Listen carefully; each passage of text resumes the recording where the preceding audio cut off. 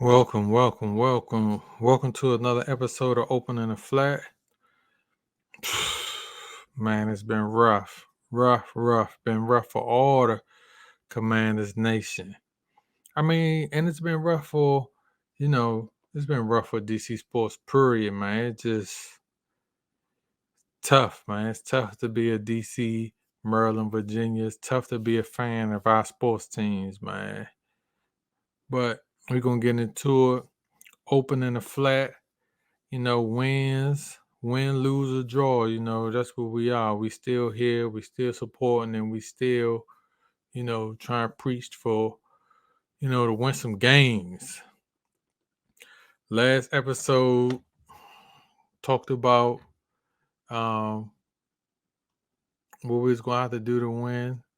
I thought this game was going to be easy. Thought the Giants game, I thought the Giants was going to come out there and I knew the Giants was going to give us a tough time. Let me just say that. Talk to my coworkers, express my concerns with them, let them know that, it's going to be a rough game because the Giants, no matter how sorry they are, no matter how bad they play, I knew they was going to come in there and give us a tough time. And that's what they did. They came in there, MetLife Stadium, backup quarterback. They signed dudes out there selling hot dogs in the stands that play the offensive line. And guess what? They came out there and they beat us. They beat us, they just didn't beat us, but they dominated us. Dominated us at the line of scrimmage, dominated our offense. Our defense played pretty well. The Giants scored 2 touchdowns, 14 points. And they scored 14 points, but they shut us down offensively. And that was sad, man. That was sad. That was sad that we sat there and we had to watch that. We had to sit there and watch 4 quarters of that foolishness. And I don't know. I knew the season was going to be difficult. You come in there, you had a new coordinator, a new quarterback, a new, we had some new folks, offensive line. I knew that was going to be rough. But what they did, our line was mediocre last year. They went out there and they signed some guys that was beyond mediocre. They can't pass protect. They can't keep Howell, upright. And some of that is not on the offensive line, even though they played a poor game against the Giants. And they gave up sack after sack after sack. Some of those, that particular game that was on the offensive line, because I watched some of them guys get beat. I watched some of them guys get destroyed. I watched Nick Gates, our center, get taken to over and over and over again. You would think that our offensive lineman, usually when you drop back, the guy line up over the center, usually the guard will stick his arm out to try to get a hand on the guy, or the running back are coming in, at least get in his way, even if he going to get flattened like a pancake, at least get in his way. That's all I want to do. Just slow the dude down, get in his way. You might be just a speed bump, but god damn, do something. And it was sad. It was sad. I was disappointed. We lost again. Starting to get used to these losses because it seemed like they're happening way too often. And it's been happening for a long time. They're just not just too often, been happening for 30 years. Ever since I could remember, probably since I was in elementary school watching it back in the early 89, 90, 91. No, they won the last Super Bowl 91, 92. So they've been getting their ass whipped since 92, 93 consistently. And it's just sad. But going back to Sunday, Howell's just taking too many sacks. I'm tired of talking about it. is not just our offensive line, it's Howell himself. He's holding on to the ball. He don't know what to do. And I understand he maybe play 7, 8 games in the league. And I know he got to learn, but you know, it's at some point you got to get rid of the football. He's there, and that's something that he's not doing. Not getting rid of the football, holding on to it too tight, like his life is on the line, and he's getting punished for it. Not all whole offense is getting punished for it. You know, it's sad. It's embarrassing. It's embarrassing when you got to sit there in front of all your people and all your coworkers there demonstrating that how how your team getting their ass whipped week after week, year after year, and you sitting there like a dumbass twiddling your thumbs like, damn. For some point in time, I feel like I could go out there and do better than that. You know? You would have thought our offense, you would have thought the enemy would have made adjustments, in-game adjustments. If you saw that the offensive line of first half was getting dominated the way they was getting dominated, I'd have thought they'd have went to max protection. I'd have thought they'd have came out here with screens, the quick game. I'd have thought they'd have ran out, extra offensive linemen, running backs, tight ends. Let's stop chipping some people. Let's just do something. Let's do something different. We can't keep up. Your guys keep getting beat over and over and over and over and over again constantly. We got to come out there and we got to do something different.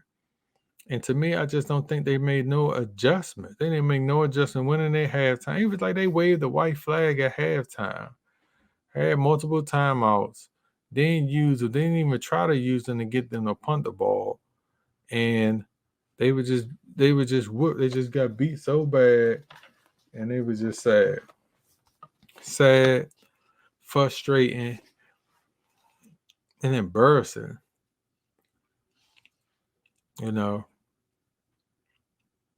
Just too many sacks.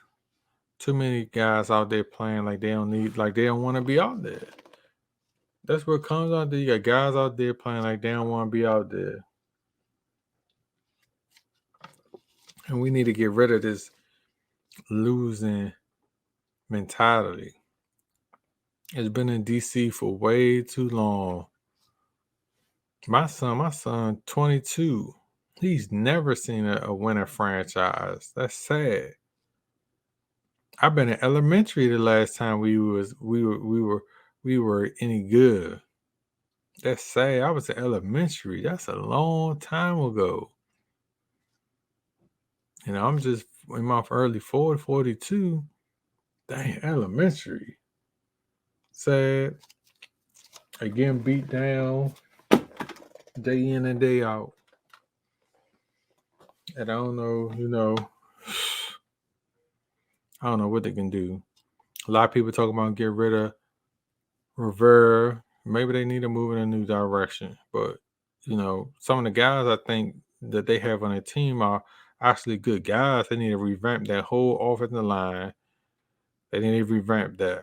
I don't even know if Howe even is the guy. And I hate to say that with only 5 games, 6 games, 7 games, 8 games. But to me, he has a tendency of holding on to the ball. He's holding on to the ball way too much.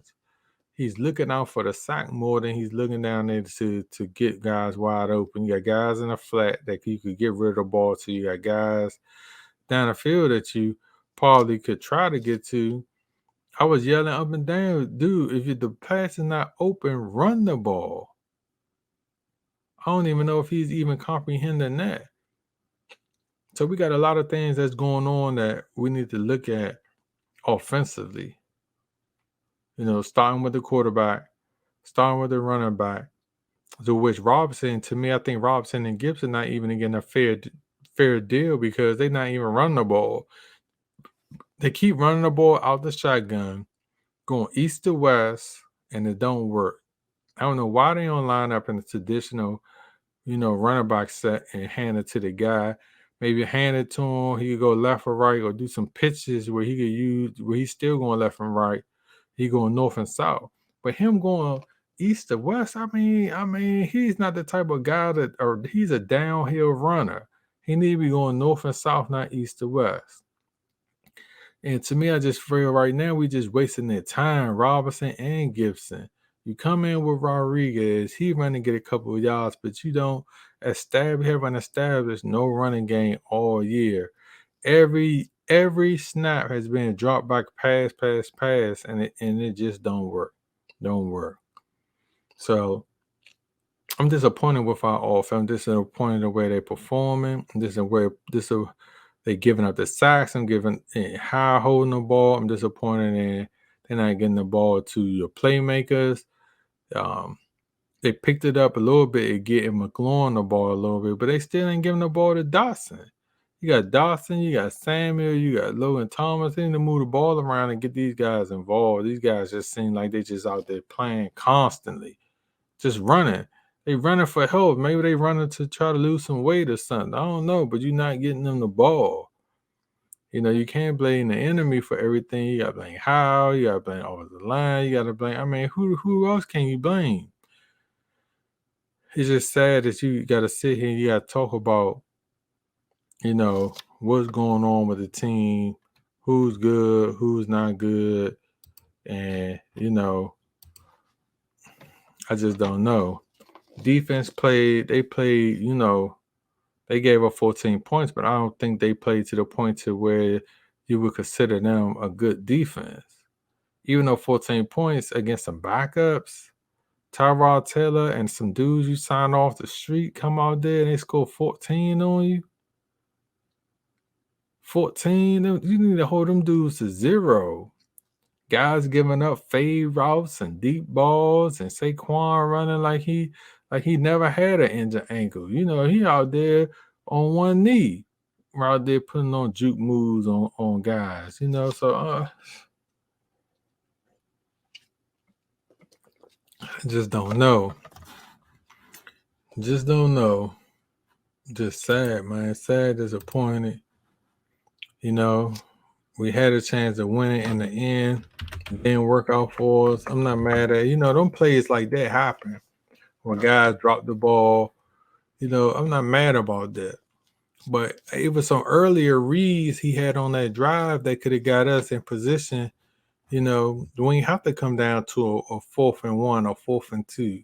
He could have hit the guy over the middle and got the first down, maybe a touchdown that he missed on the play or play before that. So we got to look at that like, God damn. We got to look at certain stuff all around and be like, what are guys, what are we doing? I don't know. Then you go back and you look at our schedule. And our schedule, we like, man, like I said before, I don't even know if we're going to win another game. That's the sad part about it. We got some hard games coming up with Philly this week. Hard game. Do they have enough to muster against Philly after Philly come out there dominate Miami? I don't know. I don't know if they could do that. So the Giants, they whooped up on us 14-7, but it feel like it was way worse than that. I feel like ain't nothing we could do about that. I knew the Giants was going to do that. For some reason, I was sitting there telling everybody the Giants was going to whoop our ass. And that was it.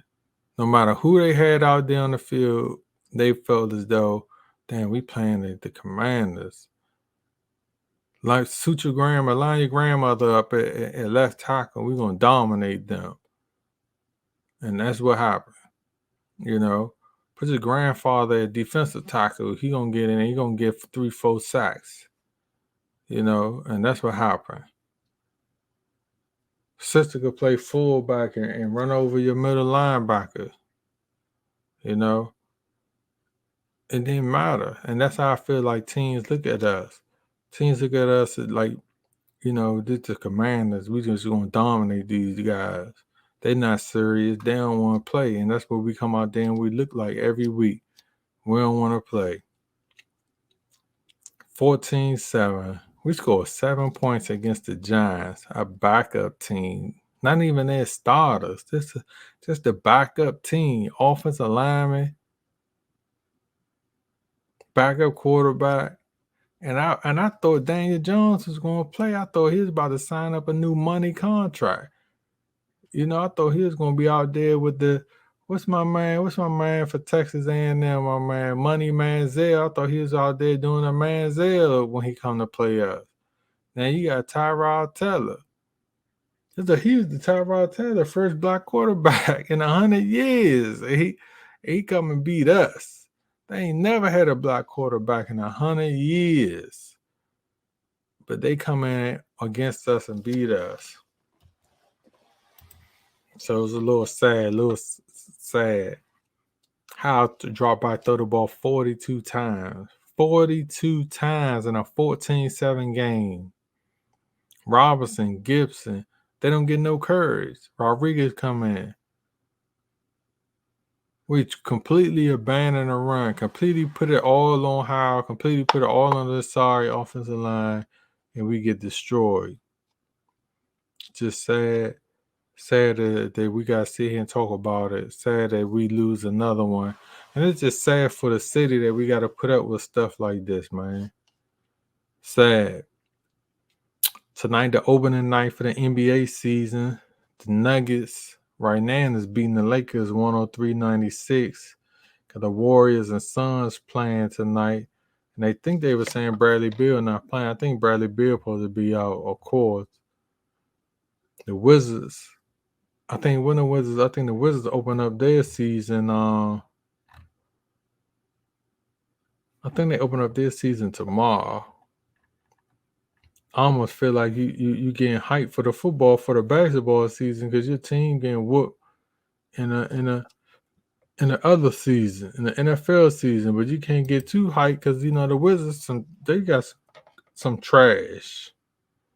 Yeah, they play tomorrow night against the Pacers at 7:00 in Indiana. We're gonna see what they all about. They got a nice little. We're gonna see what they all about. I ain't even gonna talk about the Wizards until I see them out there first and foremost. So we open up with the Wizards tomorrow night. They out there. They got their starting five out there playing. First game of the season against the Indiana Pacers. And we're gonna go from there, y'all. DC, DMV. It's hard out here for us.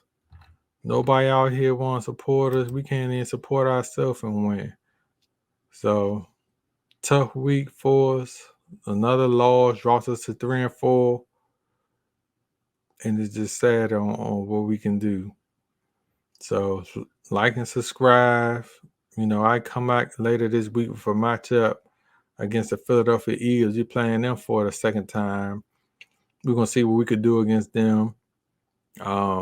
And then we're going to break down some of this Wizards. The Wizards starting against the Pacers tomorrow night. So we're going to break down some tape. We're going to watch the game and see what the Wizards can do. Maybe they could bring us some hope to the city. I doubt it, but maybe we could just try. So I get up with y'all. Again, like, subscribe, and I'll holler at you guys next time. Giants dominators, man. Week 7, Giants whooped our ass all over the field. Glad they had a good time whooping our ass, too. All right, peace.